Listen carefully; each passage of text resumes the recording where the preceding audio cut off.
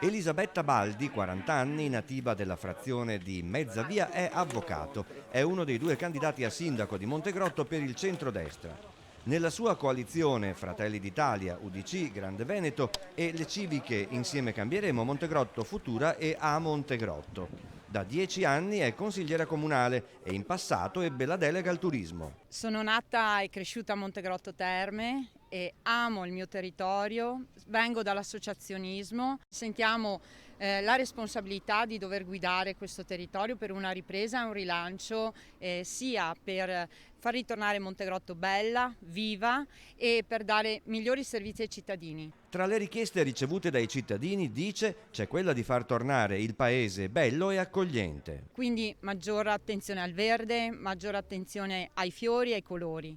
Sicuramente stiamo pensando anche ai giovani, alla loro formazione e a creare nuovi posti di lavoro, perché il nostro territorio è un territorio turistico e deve essere rilanciato, ma deve essere anche avere la professionalità alla base del lavoro appunto turistico.